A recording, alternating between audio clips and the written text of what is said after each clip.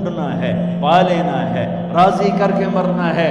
لیتک تحلو والایام مریرۃ ولیتک ترضی والانام غضاب ولیت الذی بینی وبینک عامر وبینی وبین العالمین خراب ولیت الشرابی من ودادک صافیا وشربی من ماء المعین السراب فاذا صح منک الود فالکل حین وکل الذی فوق التراب تراب۔ اللہ کو پاتے ہوئے جو سودا کرنا پڑے کر جاؤ۔ عبداللہ بن حذیفہ کو رومیوں نے پکڑ لیا، صحابی ہیں، ان کو آگ میں ڈالنے لگے تو وہ رو پڑے، تو لوگوں نے رومی بادشاہ سے کہا کہ یہ رو پڑا ہے، ڈر گیا ہے، ان کا لے آؤ، میرے پاس لے آؤ۔ ان کو واپس لائے تو رومن بادشاہ نے پوچھا کیوں روئے ہو، موت سے ڈر گئے ہو؟ کہنے لگے موت تو ہمارے لیے سب سے بڑا تحفہ ہوتا ہے، میں اپنی بے بسی پہ رویا ہوں۔ کہ کیا بے بسی ہے؟ کہ بے بسی یہ ہے کہ ایک جان ہے آگ میں گرتے ہی جل کے راکھ ہو جائے گی، کاش میرے جسم پر جتنے بال ہیں اتنی میری پاس جانیں ہوتی اور میں ایک ایک جان کو اللہ کے نام پہ قربان کرتا۔ آج مرنے کا مزہ نہیں آ رہا، اس پہ رویا ہوں۔ تو بادشاہ اتنا حیران ہوا، انہوں نے کہا تو میرا ماتھا چوم دے اور میں تمہیں آزاد کرتا ہوں۔ تو اس کا ماتھا چوما، انہوں نے چھوڑ دیا۔ 2000 سال پیچھے چلے جائیں، فرعون دنیا کا واحد انسان ہے جس نے کہا انا ربکم الاعلی، میں سب سے بڑا رب ہوں، اور اپنے آپ کے رب ہونے کا دعویٰ انسانوں میں صرف فرعون کا ہے۔ اس کی باندی مسلمان ہو گئی، موسیٰ علیہ السلام کا کلمہ پڑھ لیا، ایمان چھپتا نہیں، وہ پتہ چل گیا۔ فرعون نے اس کو پکڑوایا، اس کی 2 بچیاں، ایک دودھ پیتی ایک ساتھ چلتی، اور اس نے اپنے دربار میں کڑاہ میں تیل ڈلوایا، نیچے آگ لگوائی، تیل ابلنے لگا۔ جب وہ پوری طاقت سے ابلنے لگا تو اس نے فرعون نے اس عورت سے، اس باندی سے کہا یہ آگ تیرے سامنے ہے، جلتا ہوا تیل، موسیٰ کے رب کو مانے گی تو پہلے تیری بچیوں کو جلاؤں گا پھر تجھے جلاؤں گا، اور اگر مجھے رب مانے گی تو تیرے گھر کو سونے چاندی سے بنا دوں گا، تیرے گھر کو سونے چاندی سے بھر دوں گا۔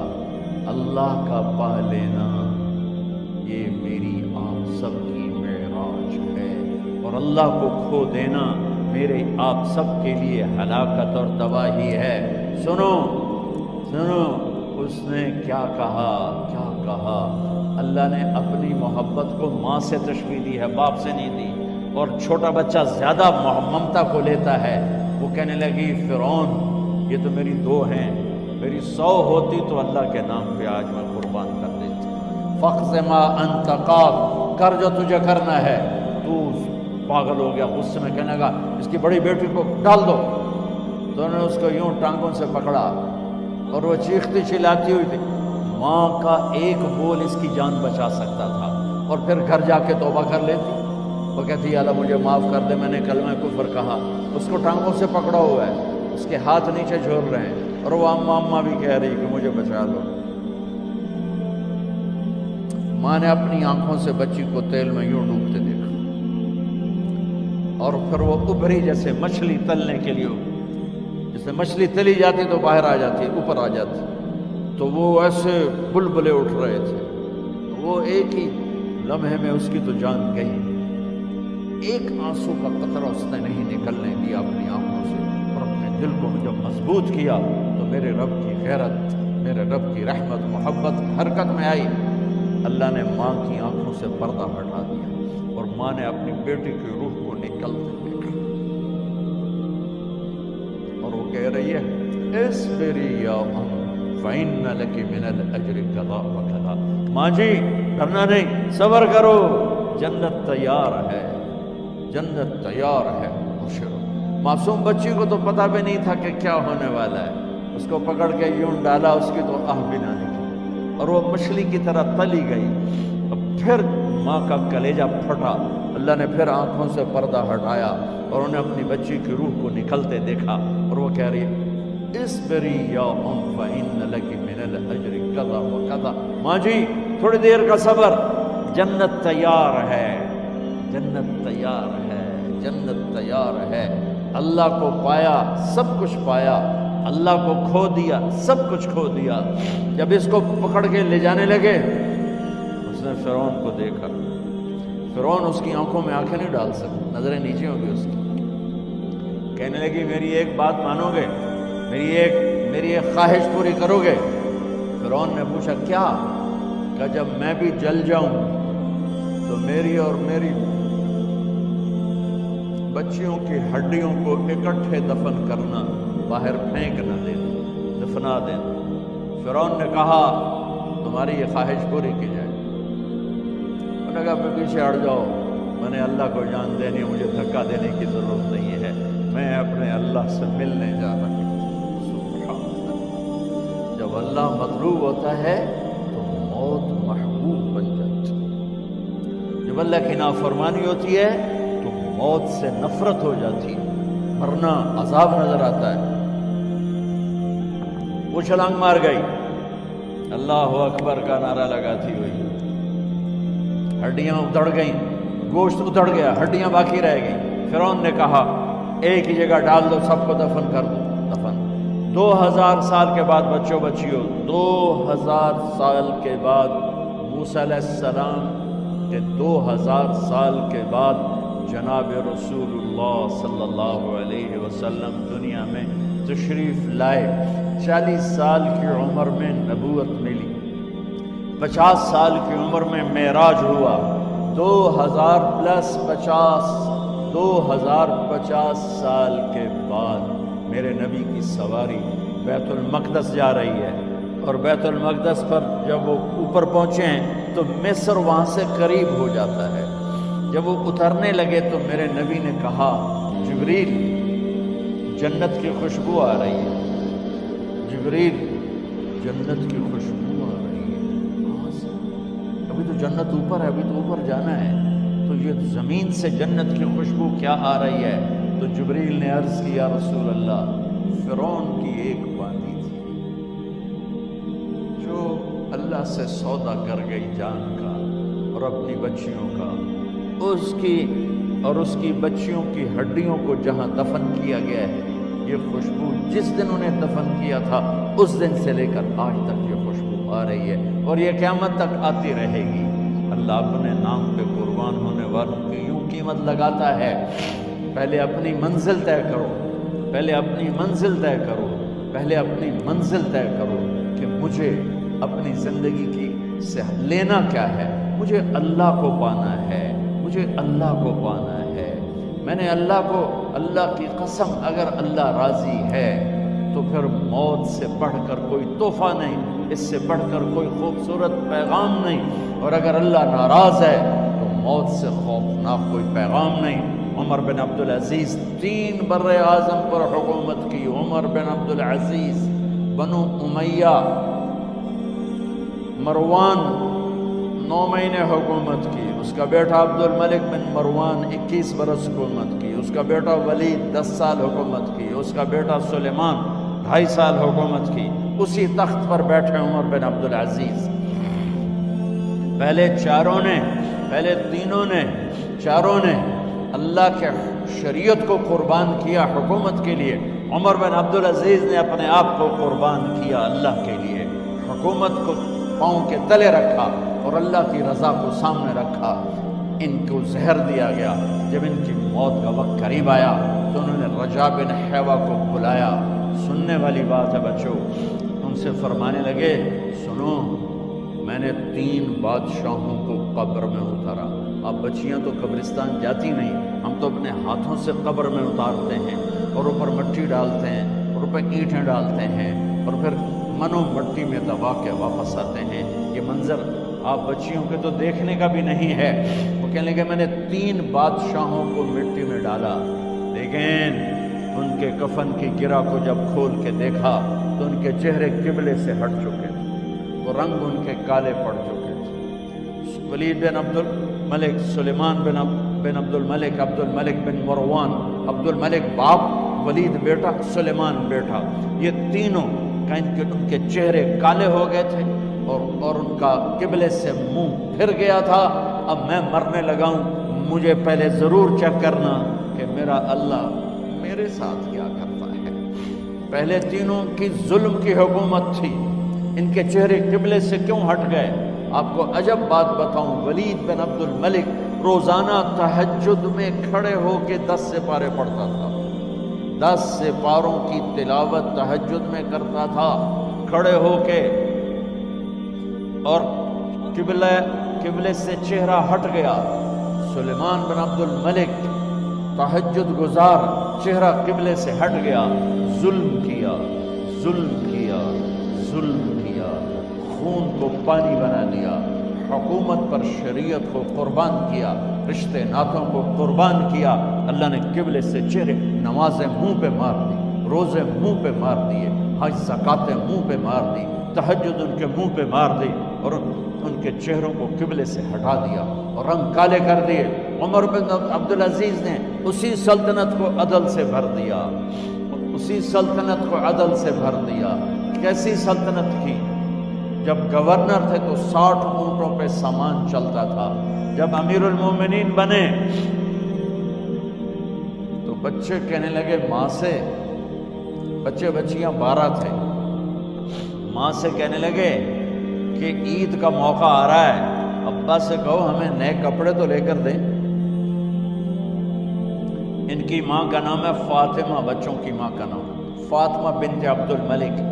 یہ دنیاوی سٹیٹس میں سب سے بڑی خاتون گزری ہے، آج تک اس کے لیول کی کوئی عورت نہیں آئی۔ دادا بادشاہ، باپ بادشاہ، 4 بھائی بادشاہ، 6 خامن بادشاہ، 7 نسبتوں سے یہ عورت شہزادی رہی ہے۔ حضرت عمر گھر آئے، بیگم نے کہا بچے کپڑے مانگ رہے ہیں۔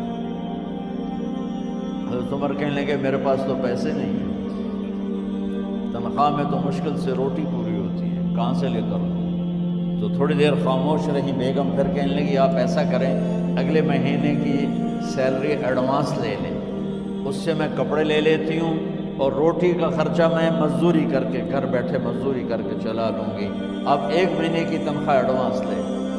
حضرت عمر بن عبدالعزیز واحد خلیفہ ہیں جن کے دور میں 3 بر اعظم میں زکوٰۃ لینے والا باقی نہیں بچا تھا۔ یہاں لاہور میں ان کی حکومت کے نیچے تھا، جنوبی اسپین فرانس ان کے حکومت کے نیچے تھا، کاشغر تک ان کے حکومت کے نیچے تھا، استنبول کے دروازوں تک ان کی حکومت تھی۔ 3 بر اعظم میں ایک آدمی زکوٰۃ لینے والا نہ بچا، اور اپنا حال یہ ہے کہ بیگم سے کہہ رہے ہیں پیسے کوئی نہیں، کپڑے کہاں سے لے کر دوں؟ اور بیگم طریقہ بتا رہی ہے کہ آپ اگلے مہینے کی تنخواہ ایڈوانس لے لیں، اس سے میں کپڑے لے لوں گی، اور چولہے کا خرچہ، روٹی کا خرچہ میں گھر بیٹھ کے مزدوری کر کے کما لوں گی۔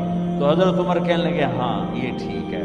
باہر آئے وزیر خزانہ مزاحم، انہیں بلایا کہ بھائی ہمیں اگلے مہینے کی تنخواہ ایڈوانس چاہیے، یہ تنخواہ والے لوگ بیٹھے ہوئے تنخواہیں لیتے ہیں۔ اس نے کاغذ قلم آگے رکھ دیا، کہا حضرت یہاں لکھ کے دے دیں آپ 1 مہینہ زندہ رہیں گے میں تنخواہ دے دیتا ہوں، آپ مجھے لکھ کے دے دیں آپ 1 ماہ زندہ رہیں گے میں آپ کو تنخواہ دے دیتا ہوں۔ چپ کر کے اٹھے، ایک لفظ نہیں بولے، گھر گئے۔ حضرت اپنی بیگم فاطمہ سے کہا بیگم بچوں سے کہہ دو کہ باپ کے پاس کپڑے لے کر دینے کی سخت نہیں ہے، اور خزانے ایسے بھرے پڑے تھے کہ زکوٰۃ لینے والا کوئی نہیں تھا۔ عید کی نماز ہوئی، نماز کے بعد جب ساری فیملی ملنے آئی اور بچے بھی ملنے آئے تو ان کو دیکھ کر ان کی آنکھوں میں آنسو آ گئے۔ کہنے لگے بچوں آج تمہیں دکھ تو ہوگا اپنے باپ پر کہ ایک جوڑا کپڑا بھی لے کر نہ دیا عید کا۔ تو ان کے ایک بیٹے نے کہا ابا جان آج ہم بڑے خوش ہیں، ہمارا سر اونچا ہے کہ ہمارے باپ نے مسلمانوں کے مال پہ ڈاکہ نہیں ڈالا، ہمیں قربانی کا بکرا بنایا، لیکن مسلمانوں کے مال میں خیانت نہیں کی۔ یہ ان کا طرز حکومت تھا، اس طرح انہوں نے حکومت کی۔ گھر میں تشریف لائے تو بیٹیوں سے بات کی تو انہوں نے منہ پہ ایسے دوپٹہ رکھا ہوا، منہ پہ دوپٹہ رکھ کے بات کرے تو فرمانے لگے کپڑا تو ہٹاؤ، دوپٹہ کیوں رکھا ہوا ہے؟ تو گھر کی خادمہ زور زور سے رونے لگی، کہنے لگی امیر المومنین آج آپ کی بیٹیوں نے کچا پیاز توڑ کے روٹی کھائی ہے تو وہ اس کی بو ہے منہ میں، آپ کو بو سے نفرت ہے اس لیے منہ پہ کپڑا رکھ لیا ہے۔ تو حضرت عمر اتنا روئے کہ ان کی داڑھی تر ہو گئی. کہنے لگے آخر میں جب تھوڑا آسرے میں آئے کہ میری بیٹیوں تمہارا باپ تمہیں بڑے اچھے کھانے کھلا سکتا ہے لیکن میں جہنم کو برداشت نہیں کر سکتا, میں جہنم کی آگ برداشت نہیں کر سکتا. اب مرنے کا وقت آ گیا. جب وہ گورنر تھے تو 60 اونٹوں پہ ان کا سامان چلتا تھا, اور جب وہ امیر المومنین بنے تو عیادت کے لیے لوگ آ رہے تھے تو سالے عیادت کے لیے آئے. فاطمہ کے بھائی کپڑے دیکھے امیر المومنین کے تو بہن کو ایک طرف کر کے فرمایا, بڑے نیک سرداروں میں سے تھے یہ مسلمہ بن عبد الملک, کہنے لگے امیر المومنین کے کپڑے تبدیل کروا دو, لوگ پوچھنے آ رہے ہیں تو میلے کپڑے اچھا نہیں لگتا. کہا جی بھائی کرواتی ہوں. اگلے دن جب وہ حال پوچھنے آئے تو پھر وہی کپڑے تھے تو انہوں نے ان کو الگ جا کر کہا بہن میں نے تمہیں کہا تھا کپڑے بدلوا دیتی, کیوں نہیں بدلوائے؟ تو وہ رونے لگی, کہنے لگی کہاں سے بدلواؤں, جوڑا ہی ایک کہاں سے بدلواؤں. اور حکومت کتنی تھی؟ 3 بر اعظم, 3 بر اعظم کی حکومت. ہمارا تو پٹواری امان کا نہیں ہے, وہ 3 بر اعظم کی سلطنت لے کر ایک جوڑے میں اللہ سے ملنے جا رہے ہیں. جب ان کا انتقال ہوا سلیمان بن عبد الملک کی ڈیڈ باڈی جب قبر کے قریب لائے اتارنے کے لیے تو ایسے ایسے ہلنے لگا, اس کا پورا جسم ہلنے لگا. تو اس کے بیٹوں نے کہا کہ ہمارے ابا زندہ ہیں. تو حضرت عمر نے فرمایا بیٹو زندہ نہیں ہے, عذاب قبر جلدی شروع ہو گیا ہے. عجل اللہ بالعقوبہ, قبر کی پکڑ پہلے شروع ہو گئی ہے, چھپاؤ اپنے باپ کو جلدی. جب عمر بن عبدالعزیز کی ڈیڈ باڈی قبر کے قریب کی گئی اور ان کا بھائی اتارو بھائی, وہ باتیں شروع ہو جاتی ہیں, رومال ڈالو, چادر پکڑو, ادھر سے پکڑو. تو ایک دم ایسے ایک پرچہ ہوا میں اڑتا ہوا سب نے دیکھا. وہ آتے آتے آتے آتے آتے آتے یوں آ کے حضرت عمر کے سینے پر گر گیا. سب دیکھ رہے ہیں. جب پرچے کو اٹھا کے دیکھا گیا تو اس پہ ایک سطر پہ لکھا تھا بسم اللہ الرحمن الرحیم, اور دوسری سطر پہ لکھا تھا براءۃ من اللہ لعمر بن عبد العزیز من النار. یہ عمر کے لیے جہنم کی آگ سے نجات کا پروانہ. 3 بر اعظم کی سلطنت لے کر وہ جنت کا پروانہ لے کر دنیا سے گئے.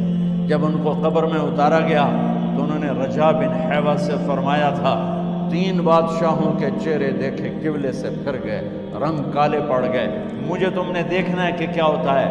تو رجا فرماتے ہیں جب میں قبر میں اترا اور ان کے کفن کی گرہ کو کھول کے دیکھا تو چہرہ قبلے کی طرف فکس تھا, اور مجھے یوں لگا جیسے 14ویں رات کا چاند قبر میں اترا ہے. میرے عزیزو طالب طالبہ طالب